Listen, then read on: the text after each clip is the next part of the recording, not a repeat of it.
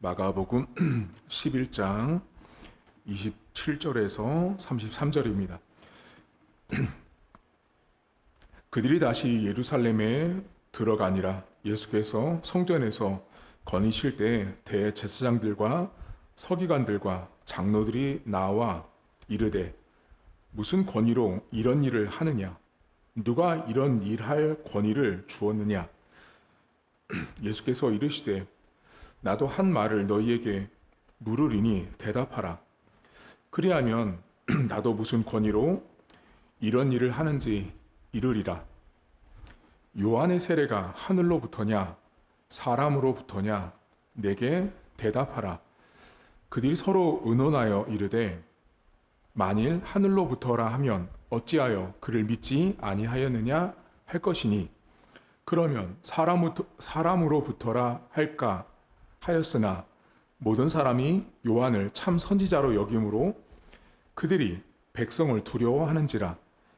이에 예수께 대답하여 이르되 우리가 알지 못하노라 하니 예수께서 이르시되 나도 무슨 권위로 이런 일을 하는지 너희에게 이르지 아니하리라 하시니라. 아멘.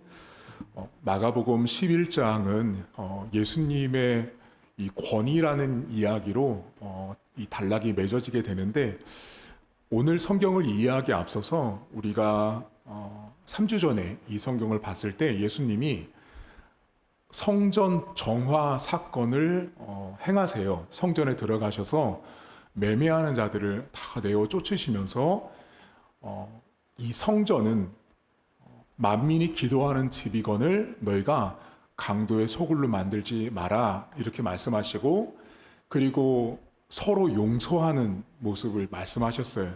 그러니까 예수님이 성전 정화의 두 가지를 3주 전에 뭐라고 말씀드렸냐면 성전의 기능은 기도하는 것과 용서하는 거라고 말씀을 드렸어요. 그러니까 그 1세기 당시에 성전이 기도하는 기능도 사라졌고 용서하는 기능, 성전에서 제사를 드리고 죄 용서받는 그 기능조차 사라진 그 시대를 예수님이 그 무화과 나무 저주를 통해서 성전 그 시대의 문제점을 지적하셨어요. 자, 그런데 그 성전 정화에 대한 예수님이 성전에서 행했던 일들을 가지고 오늘 대제사장, 서기관들, 장로들이 예수님한테 와서 이제 항의하는 거예요. 항의. 근데 그 항의가 시작이 뭐로 시작하냐면 당신이 무슨 권위로 이런 일을 행하느냐라고 질문을 해요. 자, 그러면 이 사람들이 지금 예수님한테 어떻게 항의를 했냐면 권위라는 문제를 가지고 왔다라는 걸 먼저 아셔야 돼요. 자, 그러면 왜 다른 문제도 아니고 권위를 말했을까요? 자, 여러분, 권위라는 건 어떻게 돼요? 권위라는 건 반드시 누군가로부터 허락을 받아야 되는 거예요. 자, 저 사람은 예를 들면 뭐 지도자로서의 권위가 있다. 대통령으로서 또는 장군으로서 어떤 권위가 있다라는 건 내가 여러분 무인도에 가서 나 대통령이야, 나 장군이야 의미 없죠. 왜 의미가 없어요? 그 직함을 그 일을 수행할 수 있는 권위를 허락받지 못했기 때문에 그래요. 자, 그러면 지금 대제사장과 서기관들과 장로들, 한마디로 그 시대 실세들이에요. 종교 지도자들 전부가 모여서 예수님 앞에 권위를 말했는데 그 권위를 뭐와 연결해서 생각해야 되냐면 성전 정화 사건이에요. 그러면 최소한 지금 예수님 앞에 와서 권위를 말할 때 당신이 무슨 권위로 성전에서 왜 사람들을 내어 쫓냐? 당신이 무슨 권위로 상을 업냐? 이 말을 한 거예요. 그러면 이 사람들은 왜 예수님 앞에 와서 성전에서 예수님이 행했던 행동을 권위로 따지고 있냐면 그 시대 성전에서 일어나는 모든 일은 반드시 대제사장의 허락을 맡아야 돼요. 대제사장의 허락을 통해서 성전 안에 지난주에 제가 말씀드렸죠. 성전에서 매매할 때 한마디로 시장에서 이렇게 장터 내 자리를 선점하듯이 자리를 주고받고 할 때 대제사장에게 돈을 주고 거래했다고요. 그러니까 대제사장이 우리가 볼 때는 대제사장 하니까 매우 이렇게 거룩해 보이지만 이 복음서 안에 나와 있는 대제사장은 매우 세속적인 인물이에요. 감투는 명찰은 대제사장이고 서기관이고 장로지만 이들은 모두 다 매우 부패한 종교 지도자들이라고 보시면 돼요. 자, 그들이 성전에서 일어나는 모든 일들을 허락했다고요. 그러니까 그들이 허락한 사람만 성전에서 물건도 파고 환전도 하고 재물도 팔 수 있었어요. 그러니까 그들의 허락이 없이는 성전 안에서 일어나는 그 어떤 행동 있죠, 여러분. 행동을 하면 안 돼요. 그들이 허락한 것을 받은 자만이 성전에서 어떤 권위, 권세를 행할 수 있었던 거예요. 자, 그런데 지금 예수님께 와서 이들이 당신이 무슨 권위를 가지고 성전에서 이런 일을 했냐라는 말은 이렇게 말한 거예요. 너는 우리에게 허락받지 못한 행동을 했다예요. 예수라는 당신은 우리에게 허락받지 못한 일을 성전에서 했기 때문에 당신이 한 행동은 한마디로 불법이라는 거예요. 이 사람들이 하고 싶은 메시지의 핵심은 예수님께 와서 성전에서 했던 일들을 권위를 가지고 따지는 이유는 당신이 거기서 아무리 잘난 척을 하고 거룩한 척을 하고 뭘 했어도 만민이 기도하는 집이라고 뭐라고 말을 했어도 용서하는 삶을 살으라고 했어도 예수님 너는 우리에게 허락받지 못한 행동을 했기 때문에 너의 모든 성전에서의 그 성전 정화 사건은 불법이라고 말한 거예요. 그걸 지금 따지고 있는 거예요. 그러니까 그들의 논리와 그 시대 배경 속에서는 예수님만 틀렸고 다 맞는 거예요. 이들의 이 논지, 이들이 지금 예수님 앞에 와서 따지고 있는 이 논리 구조가 그 시대의 문화, 정치, 사회 배경에서는 정답이에요. 실제로 그들의 허락을 통해서만 성전 안에서의 모든 일들이 진행됐기 때문에 그래요. 근데 예수님은 그들에게 허락을 받을 이유가 없죠. 예수님은 그렇게 사역을 하시거나 행동하신 분이 아니었다는 거죠.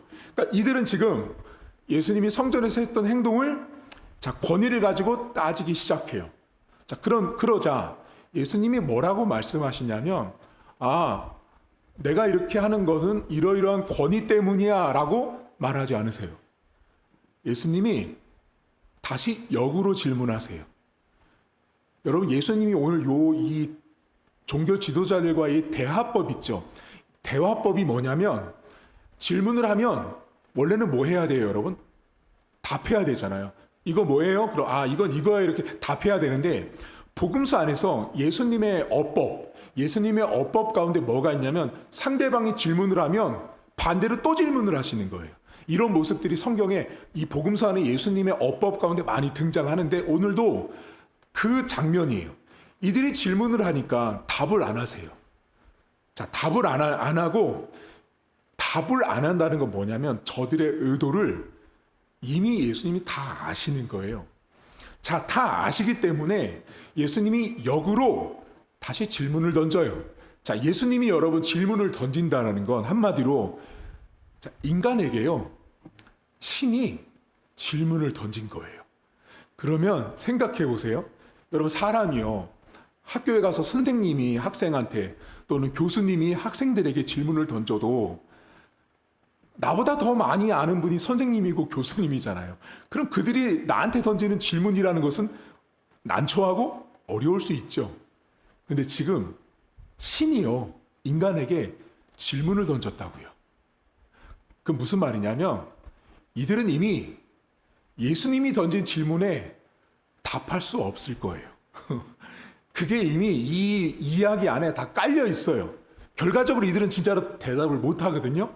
자, 예수님이 뭐라고 다시 반대 어법, 반대로 질문을 하시냐면, 자, 그러면 나도 너희한테 한 가지를 물어볼 텐데 내가 말하는 거를 답해주면 나도 너희가 질문한 권위에 대해서 답을 해주겠다라고 말합니다. 예수님이 뭐를 질문해요? 자, 세례 요한의 세례는 하늘로부터냐? 사람으로부터냐? 라고 딱 질문합니다. 여러분, 이 질문은요, 이 대제사장과 서기관들과 장로들을요, 이 고양이 앞에 쥐처럼 너무 아주 구석으로 몰아세워서 그 어떤 답도 할 수 없는 질문을 예수님이 던졌어요.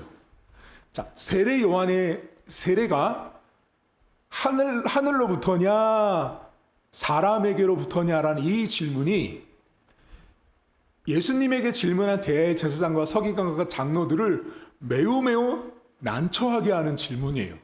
자, 그들이 이 질문을 받자마자 본문에 보면 서로 의논해요. 여러분 생각해 보세요. 여러분에게 질문을 했는데 의논한다라는 건 뭐예요? 여러분이 만약에 정답을 바로 알면 의논할 필요가 없죠. 의논한다라는 건 생각이 분분하고 답이 여러 가지가 나오는 거예요. 근데 그 답이 여러 가지가 나와도 그 중에 답이 없는 거예요. 이 본문에 의논하는 건, 이들이 예수님이 요한의 세례에 대해서 물었을 때 즉각적으로 답을 못하고 의논해요. 그 다음에 이들이 뭐라고 말해요? 이들의 결론이 뭐예요? 맨 마지막 절 볼까요, 여러분? 33절 한번 보세요. 33절에 이렇게 나옵니다. 이에 예수께 대답하여 이르되, 자, 그들이 대답한 거예요. 우리가 알지 못하노라 합니다. 우리 몰라 라고 말한 거예요. 이 사람들은 지금 예수님의 질문에 대해서 우리는 모릅니다 라고 모르쇠로 일관하는 거예요. 지금 모른다 라고 딱 잡았대요. 이 사람들 여쭤볼게요. 진짜 몰라요? 진짜 모르는 게 아니라 예수님이 질문한 이 세례 요한에 관한 질문에 답을 할 수가 없었어요. 두 가지 때문에. 자, 예수님이 세례 요한의 이 세례에 대해서 하늘로부터냐 사람으로부터냐라고 말할 때, 자, 이 사람들이 의논하거든요. 그때 어떤 의논을 하냐면, 자, 첫 번째, 하늘로부터냐라고 하면, 자, 맞습니다. 예, 하늘로부터입니다. 라고 말하면, 요한과 그들이 믿고 있는 하나님과 연결돼 있고, 예수님이 하나님과 예수님은 한 분이라고 말했는데, 결국 요한을 인정하면 요한이 따르고 있는, 요한이 섬기고 믿고 있는 예수님을 인정하는 게 돼요. 그래서 이들이 하늘로부터도 인정할 수가 없어요. 이 지금 대제사장과 서기관과 이 장로들은 철저하게 모두 다 유대인들이에요. 자, 유대인들이 생각하는 하늘은 그냥 하나님, 그들이 생각하는 모세오경에 나온 하나님 한 분이에요. 그들에게 하늘은 곧 하나님이에요. 자, 하늘로부터냐 할 때 하늘은 곧 하나님인데 그것밖에 없어요. 유대 사회는. 자, 그런데 요한이 지금 세례를 주고 있는데 요한을 인정하면, 자, 요한이 세례 주는 건 하늘로부터 온 겁니다 라고 말하면, 예수님은 유대인들에게 끊임없이 말씀하셨거든요. 너희들이 말하는 그 하나님이 곧 나다. 곧 나다라고 말했거든요. 그러니까 이들 입장에서는 자신들은 절대로 예수님은 인정할 수 없는데, 하늘에 계신 저 하늘은 곧 하나님을 말했는데 요한을 인정해버리면 예수님을 인정하는 모양이 되는 거예요. 이들이 세례 요한의 세례를 하늘로부터 온 것을 인정하지 못하는 결정적인 이유는 뭐냐면, 여러분, 그들이 갖고 있는 기준과 율법 때문에 그랬어요. 그러니까 그들이 갖고 있는 신앙관, 그들이 갖고 있는 종교관, 그들이 갖고 있는 신에 대한 관점이 예수님일 수 없거든요. 그러니까 예수님과 한 몸이 돼서 하나로 사역을 하는 요한을 인정하면 곧 예수님을 인정하는 모양이 돼서 절대 인정할 수가 없어서 피했던 거예요. 두 번째는 사람에게로부터라는 말을 할 때 이 본문에 보면 사람들이 요한을 선지자로 알아서 우리가 만약에 그것을 인정하지 않으면 그 사람들을 두려워해요. 왜냐하면 폭동이 일어날 수 있었거든요. 그 시대 배경이 다른 성경 본문에도 등장하잖아요. 그러니까 지금 이 사람들은요, 사람에게로부터 왔냐라는 이 말을 다른 말로 바꾸면 땅에서 왔냐라는 말과 같은 말이에요. 땅에서. 그러니까 지금 예수님의 질문은요, 하늘에서부터 온 거냐, 땅에서부터 온 거냐라고 묻거든요. 근데 그 사람에게서부터 온 그 세례를 이들이 왜 인정하지 못하고 있냐면 사람들이 무서워서 인정을 못하는 거예요. 왜 그랬을까요? 자신들의 유익과 이득과 체면 때문에 그랬어요. 왜냐하면 그들이 성전 안에서 돈을 받고 장사하고 그들의 권위를 취득했거든요. 그러니 사람에게로부터 왔다라면 요한을 인정해버리면 더 이상 그들에게 돌아올 게 다 뺏기는 듯한 느낌을 그 시대 종교 지도자들이 받았어요. 여러분, 결과적으로 지금 이 예수님의 이 질문 앞에 이 사람들이 우리 모릅니다 라고 말했잖아요. 우리 모릅니다. 자, 요한이 세례를 주는 것이 하늘로부터냐 땅으로부터냐 사람으로부터냐 말할 때, 자, 하늘로부터 온 것도 인정 못하고 사람에게서부터 온 것도 인정 못하는 이 두 가지 때문에 이들은 마지막에 가서 모르겠습니다 라고 말한 거예요. 여러분, 오늘 이 종교 지도자들에게 우리가 두 가지를 보셔야 되거든요. 첫 번째는 이들이 왜 하늘로부터 온 걸 인정하지 못하냐면 자신들이 갖고 있는 율법이라고 하는 그 기준점 때문에 그랬어요. 우둔하고 어둠인 거죠. 빛이 오셨음에도 불구하고 예수님이 그렇게 내가 하나님과 하나라고 말씀을 했어도 이들은 예수님을 인정하고 받아들일 수가 없는 거예요. 뭐 때문에? 기준이 복음이 아니에요. 기준이 예수님의 말씀이 아니에요. 기준이 자기들이 정해놓은 율법을 지키는 거예요. 그래서 360가지가 넘는 율법들을 지키고 안 지키고에 따라서 의로운 자, 의롭지 못한 자, 지옥 갈 자, 지옥 가지 못할 자, 이렇게 나눴던 자들이 바로 오늘 본문에 나온 종교 지도자들이에요. 여러분, 우리가 신앙생활을 하면서 오늘 본문에 나온 이 종교 지도자들이 갖고 있었던 맹점이 뭐냐면, 내가 신앙생활을 하는데 기준이 예수님의 말씀이어야 함에도 불구하고 그 기준이 예수님이 아닌 우리가 흔히 들어보셨던 내가 복음이죠. 내가 복음. 내가 기준인 사람들이에요. 대제사장과 서기관과 장로들은 자신들이 기준이에요. 자신들이 그동안 배우고 익혔던 기준에서 볼 때 예수라는 사람도 인정할 수 없고 세례를 주고 있는 요한도 인정할 수 없었어요. 결정적인 이유는 자신들의 평생의 기준 때문에 그랬어요. 근데 그 기준과 원칙은 이미 폐기됐거든요. 사실은.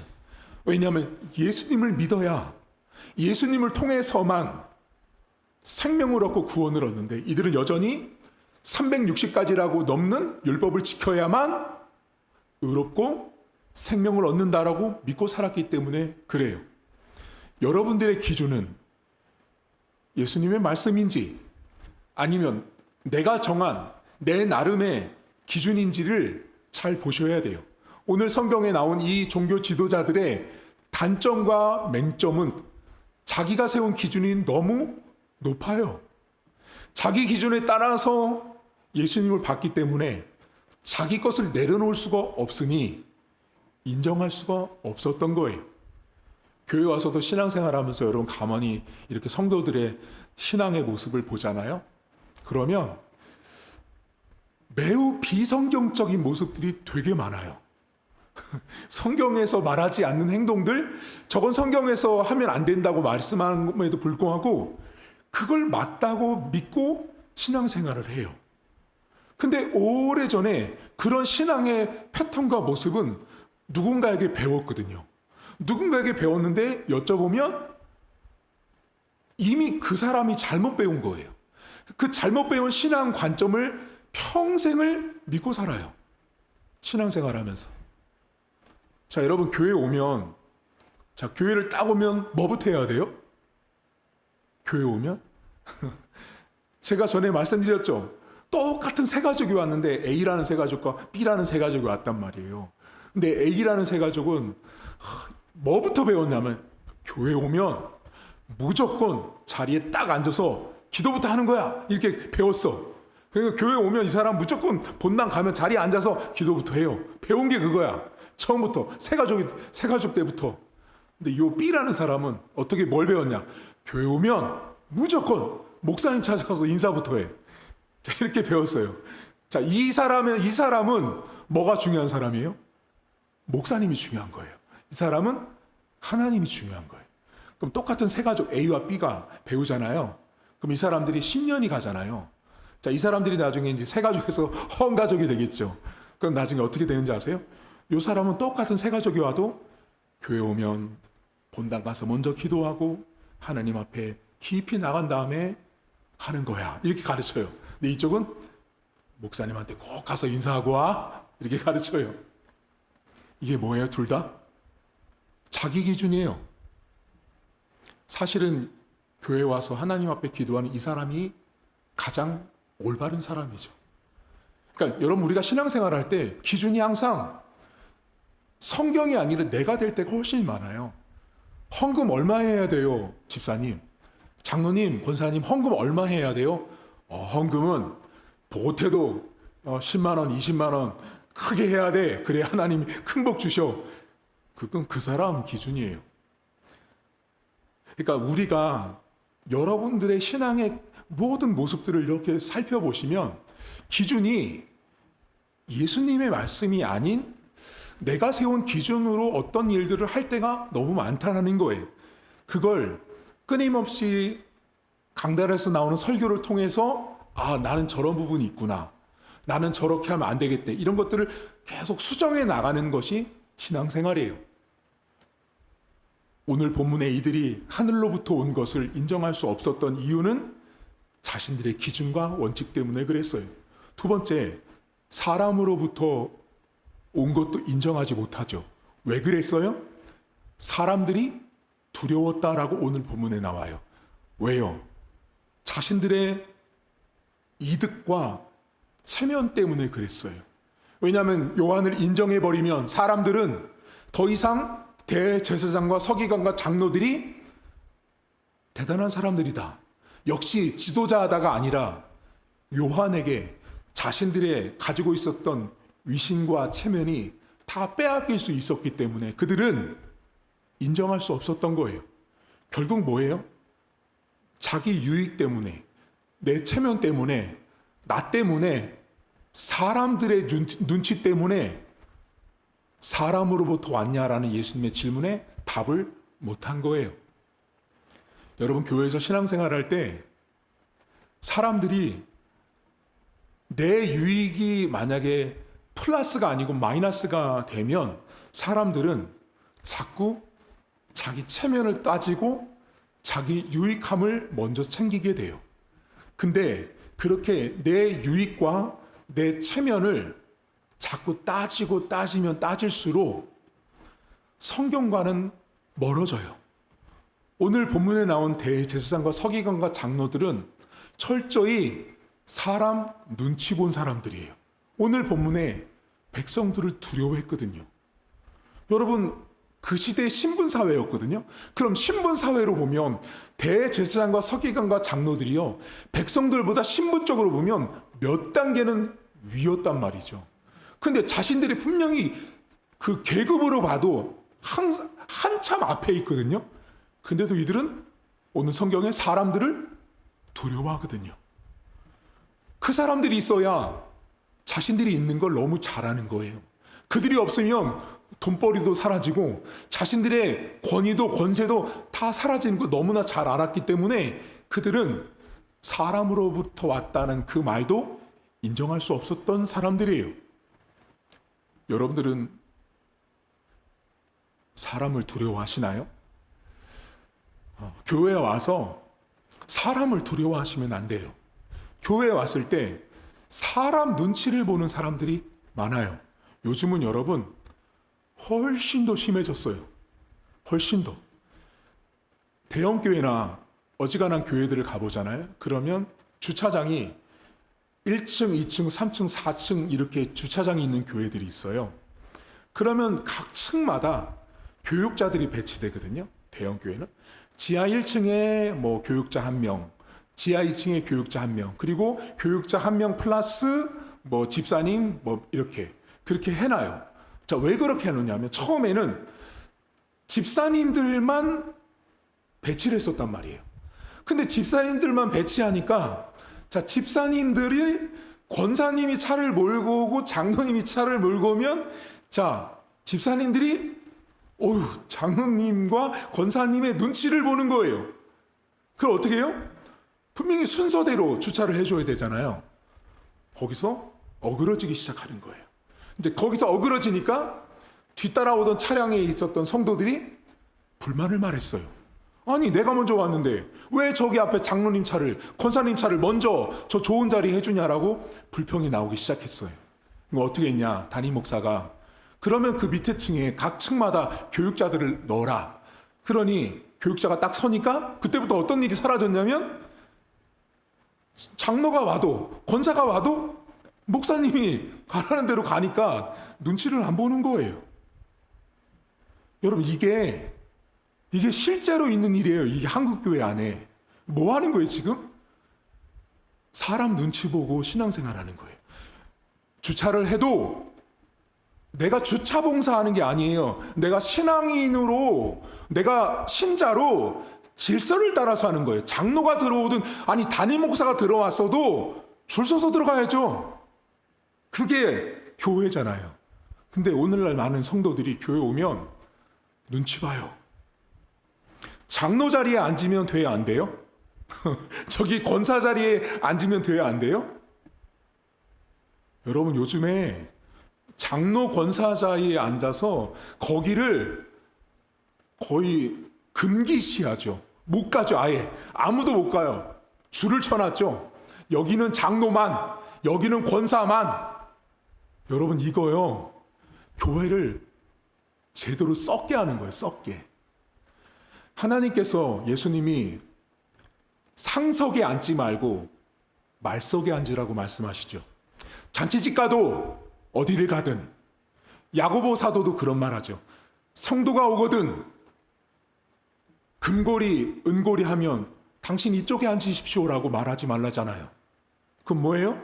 사람의 겉모습을 보고 자리 배치하지 말라라는 거예요. 근데 오늘날 여러분 어떤지 아세요? 거의 모든 교회가요, 장로석이 따로 있고요, 권사석이 따로 있고요, 은퇴 권사, 은퇴 장로 자리가 다 따로 있어요. 제대로 썩은 거예요. 성경은요, 성경 어디에 장로 자리를 만들어 놨다고 했어요? 없어요. 근데 교회가 뭐를 보는 거예요? 하나님 앞에 예배를 드리는 게 아니라 사람 앞에 예배를 드리고 있는 거예요. 사람 앞에 예배를 드리니 앞에 와서 성도들이 들어왔을 때 장로 자리를 보고 뒤통수를 보고 센다고요. 이게 죄짓게 만드는 거예요, 여러분. 성도가 들어왔으면 장로 자리에 앉은 장로들을 센다고요. 그럼 장로가 만약에 우리 교회가 15명 장로예요? 그럼 금요 집회 때, 수요 집회 때, 주일날 15명이 장로의 머리 숫자가 세워져야 되는데 장로가 예배 드리는 건가 안 드리는 거에 대해서 민감한 성도들은 와서 장로의 뒤통수를 샌다고요. 그러면 그 사람은 이미 그 순간부터 예배를 하나님 앞에 못 드리는 거예요. 자신이 뭔데 장로가 왔는지 안 왔는지 숫자를 세고 있냐고요. 뭐예요? 만약에 여러분 장로 자리가 없었다면 성도 감히 누가 장로가 왔는지 안 왔는지 숫자를 감히 어떻게 세겠어요? 정말 숫자가 셀 수 있는 한 존재가 있다면 교육자만 하면 되는 거예요. 근데 성도들로 하여금 죄짓게 만들죠. 권사가 왔나? 권사 자리를 보고 저 자리에 권사가 비었어. 오늘 빠졌네. 여러분 예배를 왔는데 내가 하나님 앞에 예배를 왔는데 누가 오고 안 오고를 왜 따지고 있냐고요. 내가 왜. 그러니까 예배가 은혜가 안 되는 거예요. 예배가. 내가 하나님 앞에 집중이 안 된 거예요. 누구를 보고 있는 거예요? 사람을 보고 있는 거예요. 담임 목사도 강단에 서면 장로 왔나 안 왔나 권사 안 왔나 왔나를 보는 거예요. 이미 그 담임 목사 자체가 하나님 앞에 예배를 안 드리고 있는 거예요. 사람 때문에 신앙생활 하지 마십시오, 여러분. 제대로 썼고 제대로 부패하고 제대로 타락하는 거예요. 교회는 만민이 기도하는 집이라고 말씀하셨죠. 마가복음 11장 안에서 예수님께서 만민이 기도하는 집이라고 했을 때, 만민이 만약에 교회 안으로 다 들어왔을 때 누가 감히 그 만민의 자리를 정해주겠냐고요. 누가? 아무도 못합니다, 여러분. 전 세계의 어떤 교회가 어떤 자리를 만들어 놨을 때 만민이 다 와서 앉을 수 있는 교회의 자리를 만들 수 있는 교회가 지구상에 어디 있냐고요? 없잖아요. 그럼 없다라는 건 무슨 말이에요? 자리 정할 수 없다라는 거예요. 여러분들이 신앙생활 하면서 교회 와서 사람 보지 마세요. 사람 보는 사람은 신앙이 성장할 수가 없어요. 계속 사람 눈치 봅니다. 사람 눈치 보면 볼수록 오늘 성경에 나온 바리새인과 서기관들 대제사장처럼 자신의 기준에 따라서 신앙생활하는 사람이에요. 하나님 앞에 신앙생활하는 사람 아닙니다. 내가 주일날, 내가 새벽에, 내가 수요일날, 내가 금요일날 내가 예배를 가는 건 나와 하나님과의 1:1 관계예요. 우리 목사님이 왔냐 안 왔네, 나를 왔다고 말해줄까 안 해줄까, 내 눈빛을 마주칠까 안 마주칠까, 그게 왜 중요한데요? 전혀 중요하지 않습니다. 그것을 강조하고 그것을 말하는 목사가 문제인 거예요. 이미요.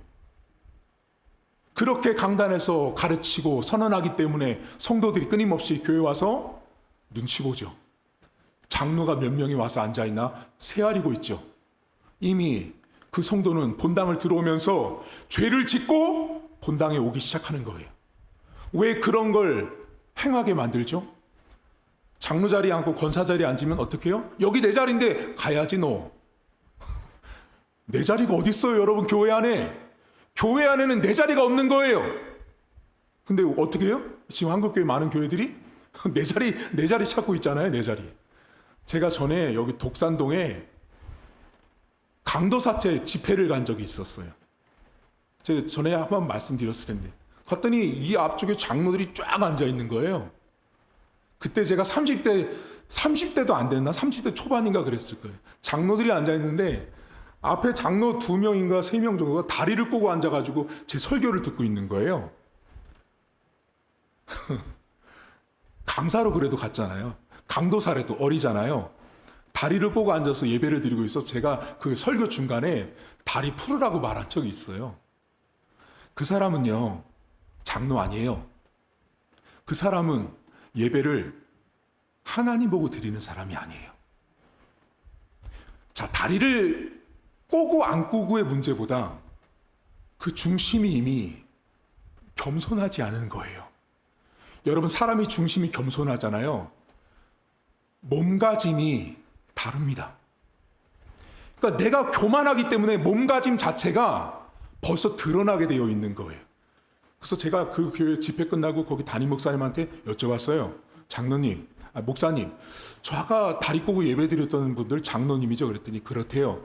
그럼 담임 목사님 주일날 강단에서 설교할 때도 저렇게 다리 꼬고 예배 드리시나요? 그랬더니 일상이래요. 그들의 예배는 10년, 20년을 드렸어도 하나님이 한 번도 받은 적이 없는 예배일 거예요. 여러분 삶을 돌아보면서 내 기준으로 예배를 드리지 마십시오. 그리고 사람을 보면서 예배도 드리지 마십시오. 그리고 교회는 하나님 거예요. 사람 게 없어요. 목사님, 제가 11조도 많이 했는데요. 헌금도 많이 했는데요. 그건 사람한테 한 11조겠죠.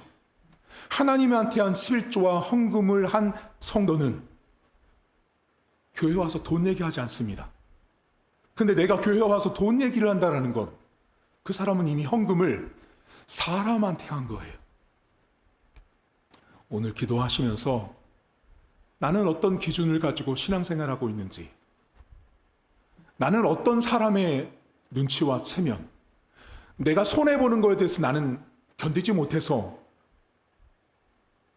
사람 눈치 보면서 신앙생활하고 있는지 돌아보면서 오늘 본문에 나온 답변 못한 우리는 모릅니다라는 말을 했던 이들처럼 모른다고 말하시면 안 되죠. 압니다라고 말하십시오. 그걸 인정하십시오. 그래야 제대로 된 신앙이라는 걸 기억하시고 하나님 앞에 예배하고 사람 눈치 보지 않는 우리 교회 성도들 될 수 있기를 주님의 이름으로 축복합니다. 하나님 아버지, 예수님 당시에 대제사장과 바리새인들, 서기관들, 장로들 그냥 많이 타락했습니다. 사람 때문에 눈치 보고 자신의 이득을 따져가면서 종교 생활을 했던 시대가 예수님 당시의 시대였습니다. 자신들의 기준을 따라서 내 유익을 따라서 신앙생활을 했던 자들이었습니다.